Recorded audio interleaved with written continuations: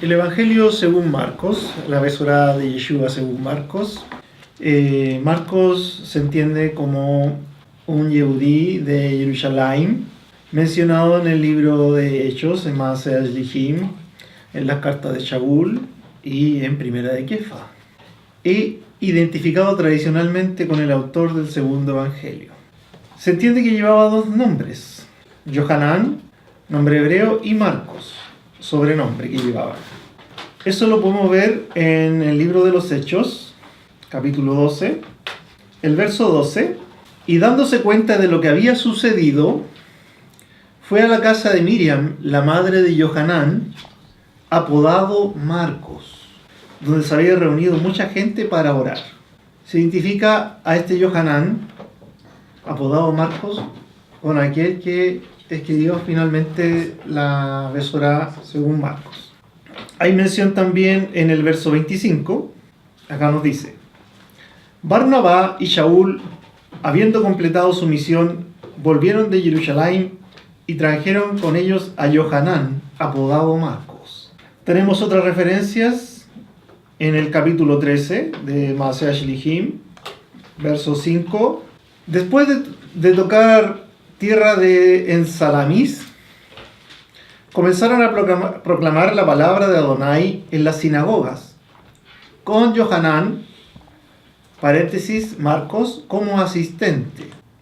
El verso 13 de este mismo capítulo 13 de Maaseh Shlichim nos dice: habiendo zarpado de Pafos, Shaul y sus compañeros arribaron en Perge, en Panfilia. Allí Yohanan les dejó y regresó a Jerusalén. Ya sabemos que cuando aquí habla de Yohanan, en estos capítulos del libro de los Hechos, está hablando de Yohanan, el apodado Marcos. Entonces aquí ya está hablando de Marcos nuevamente, Yohanan en este caso. En Maaseh Shlichim, capítulo 15, versos 37 al 39 nos dice: ahora bien, Barnabá quería llevar a Yohanan, el llamado Marcos. Pero Shaul pensó que no era una idea sabia llevarle con ellos, puesto que, estando en Panfilia, él los había abandonado dejándoles el trabajo a ellos solos. Hubo tales desacuerdos sobre esto que se separaron el uno del otro, y Barnabá, llevando a Marcos, se embarcó para Chipre. Sin embargo, Shaul eligió a Shila y salió después que los hermanos le confiaron al amor y bondad de Adonai. Entonces aquí ya era conocido por Shaul Yohanan, apodado Marcos, llamado Marcos. Ya era alguien que participaba en labores misioneras, ¿sí? Estaba interactuando con los Shlichim. No era uno de los 12 emisarios, ni tampoco el emisario de los Goim como Shaul, pero tenía roles de apoyo ministerial, estaba embarcado en las misiones que realizaban.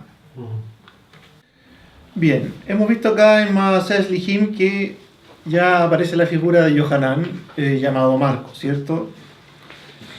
Era hijo de una viuda rica llamada Miriam, cuya casa era centro de reunión para los Talmidim Rishonim, para los primeros Talmidim en Jerusalén. Eso lo podemos ver en Maaseh Shlichim, Hechos, capítulo 12, versos 12 al 17.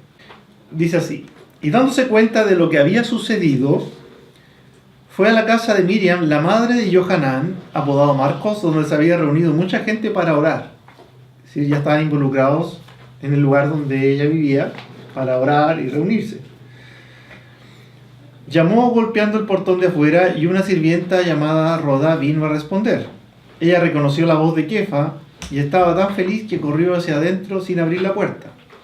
Y anunció que Kefa estaba parado afuera y le dijeron: estás fuera de sí. Pero ella insistió que era verdad, de modo que dijeron: es su malaj. Mientras tanto, Kefa siguió golpeando, y cuando abrieron la puerta y le vieron, se quedaron atónitos. Él, haciéndole señales con la mano para que callaran, les contó cómo Adonai le había sacado de la prisión y dijo: digan todo esto a Jacob y a los hermanos. Entonces salió y se fue a otro lugar. Entonces vemos que ya era un lugar donde ellos se reunían a tener actividades, orar y probablemente recibir el Shabbat en ese lugar, en la casa de Miriam, que era la madre de Yohanan. Es decir, Yohanan Marcos estaba muy involucrado en el camino, él y su familia, su madre. El Marcos de Maaseas Lihim y el que menciona en Colosenses 4:10 dice: Aristarco, mi compañero de prisión, ahí está hablando Shaul, está ahí detenido, manda saludos, como también Marcos, el primo de Barnabá, de quien han recibido instrucciones. Si él va a ustedes, denle la bienvenida. Aquí vemos que esa diferencia que se había generado entre Shaul con Marcos en su momento, porque no quería ir que fuera con ellos porque no los había acompañado a Chipre. Aquí vemos que esa desaveniencia ya se había resuelto y él le manda saludos también y se ve como alguien bien amado por él. Y aquí también se ve de que es primo de Barnabá. Por ende, en el momento de la división que tuvieron, Barnabá apoyó a su primo. Claro, y claro, la parte del parentesco ahí también empezó, y yo me voy con él, y Shaul se fue con Sila, ¿cierto? La petición que hay en 2 de Timoteo 4:11 dice: solo Lucas está conmigo. Toma a Marcos y tráele contigo. Shaul, ¿a ti que está hablando? A Timoteo. Toma a Marcos y tráele contigo porque me es útil para mi trabajo. Es decir, era un talmid que se entregaba en la obra y estaba siendo muy útil para Shaul. Le apoyaba mucho. Le colaboraba bastante. Entonces, de la etapa de la desaveniencia, aquí vemos una etapa donde era alguien que era muy preciado para él. Sí. En Kefa Aleph, capítulo 5, verso 13, la hermana asamblea de Babel, elegidos juntamente con ustedes, les manda saludos, también Marcos, mi hijo. Entonces denota una relación íntima que tenían. Entonces también nos damos cuenta que fue útil en las manos de Kefa también, que se instruyó muy bien. Si bien es cierto, no era uno de los 12, pero estaba muy cercano a los roles ministeriales.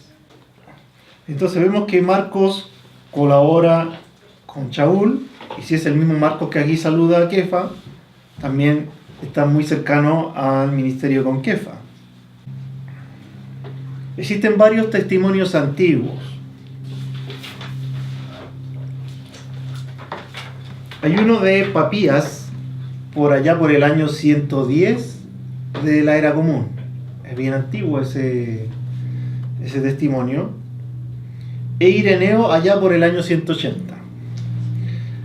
Afirman que Marcos escribió después de la muerte de Kefa. Ellos afirman eso, ocurrida entre el 64 al 68 de la era común, la muerte de Kefa.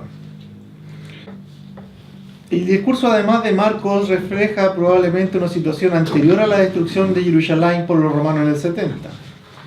Entonces, puede que él haya escrito entre el 65 al 70 de la era común. Otros incluso mencionan que puede haber escrito 10 años antes a ese periodo. No hay que perder de vista de que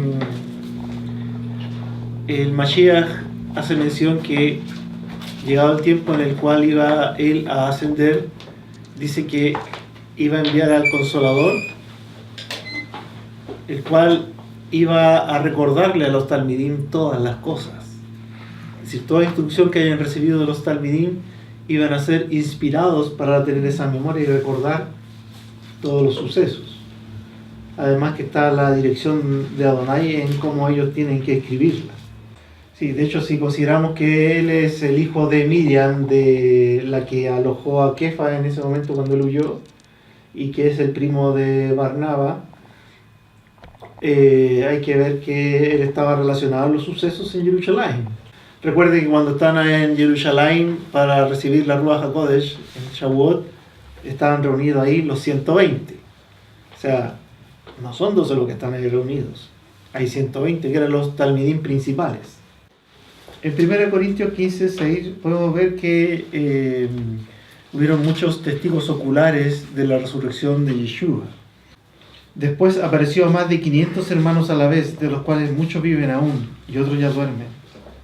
Después apareció a Jacob, después a todos los Slijim. Y al último de todos, como a un abortivo, me apareció a mí.